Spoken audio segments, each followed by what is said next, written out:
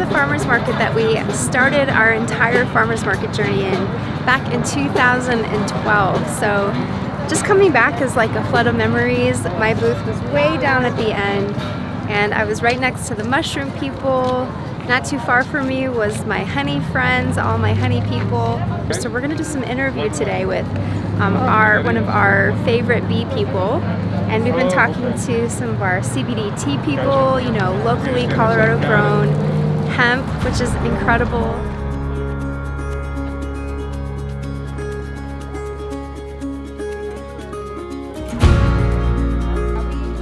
Oh my goodness, so good. Crafted here. The olives are sourced from all over the world, Egypt, Sonoma, everywhere that olives grow. And then he takes the olive oil and infuses it with herbs and all kinds of flavoring, like natural herbal flavoring, and infuses it and then mixes them and blends them here, packs them in Colorado. So good. So you guys, how much of this is grown in Colorado and how much of it is just made in Colorado? So all of the hemp is organically grown here in Colorado in a farm in Boulder. All of the U.S. organic herbal blends are sourced here in the U.S. But we work with a local importer that responsibly sources the tea leaves from around the world. Yeah. So CBD herbal tea with all the CBD sourced from an organic farm here in Boulder, Colorado. And then tea leaves responsibly imported from all over the world, USDA organic, and then it's crafted here in Colorado and blended in Colorado, correct? Correct. Yep. We blend all of our loose leaf teas here in Colorado. All of our herbal teas are US organic, and all of our CBD is organic or is extracted from organically grown hemp, also grown here in Colorado. Thank you guys so much for coming by. Have a great rest of your Saturday. So tell us about how important no animal cruelty is to your practice. I mean, as a beekeeper, I work with bees because I love working with bees. If I wouldn't care for bees, I would do something else with my life.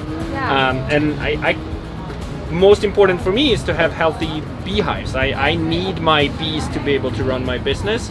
Yeah. So for me, there is no profit in hurting my bees. Yes, well, that to me sums it up, really. I mean, when I think about all the commerce or all the big commercial operations out there, this is one of the reasons that we work with local Colorado and US-based farmers, because of this very thing right here. It's so critical that you're passionate about what you do. It's not just about the bottom line, it's not just about profit, although that's critical, and I'm glad that your business is thriving. But yeah, so a lot of people have questions about how we treat our bees and all of those things, and so I just love. Do you have anything else you want to share just regarding honey and wax? And I mean, as a small beekeeper and a small producer and working with bees, I have the luxury of taking time with my beehives and working slow with my beehives, you know, and we want to be good stewards of the land. I mean, I'm super grateful of the work that the bees are doing for me, and that's really where it boils down to. Amazing! Perfect. Yeah, we have all seen it in the news, you know, bees are endangered. Speak to that, and I also just want to talk about, for all of the people who are concerned about bees are producing for themselves, and how beneficial it is for actually us to be able to benefit. Yeah, so I mean, these days, honeybees that we have in the world, they need to be cared for. If without beekeepers, we will not have any honeybees in America. And depending on, you know, the reason that bees are dying is a longer conversation, but without beekeepers today, we will not have honeybees. And there's a huge ecosystem that we will lose if we lose the honeybees. So, you know, helping out a beekeeper any way you can, buying local honey, buying American honey. I mean, that's the only way that we can have the flowers and the food production and the environment that we have around us. Like, we're not damaging or hurting the beehives or the bees by eating and consuming honey. It's a very beneficial thing for the bees, for us to do that. Definitely. I mean, it's a symbiosis. We live together with the bees. They benefit from us caring for them, and they, you know, we benefit from them to get to enjoy these awesome honey days. And the awesome beeswax too, of course. Yes.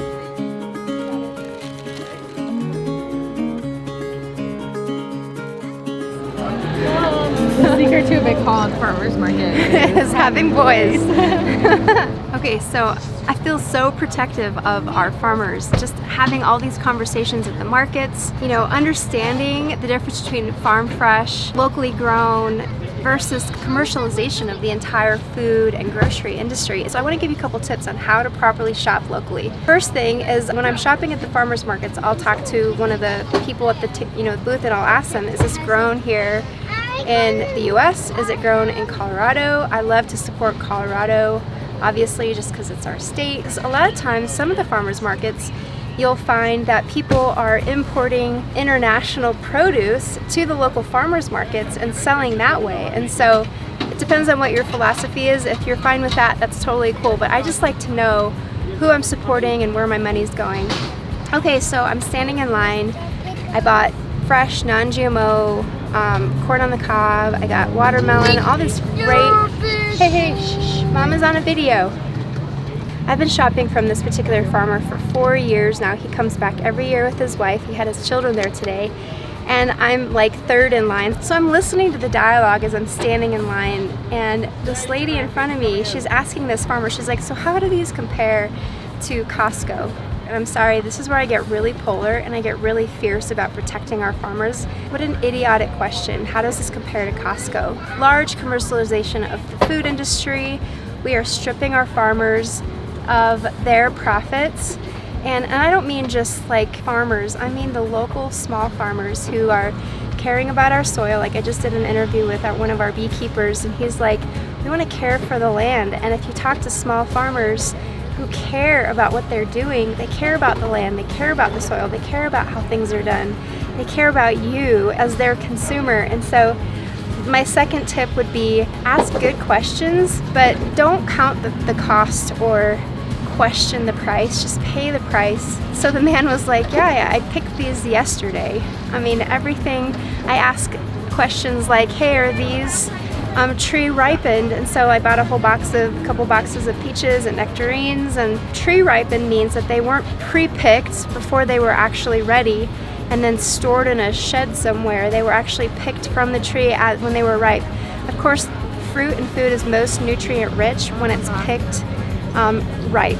So ask questions like that. But ultimately, I think my biggest point is support local, ask good questions, and don't count the cost, just pay the price and invest in your local farmers, invest in your local markets, and invest in your local community.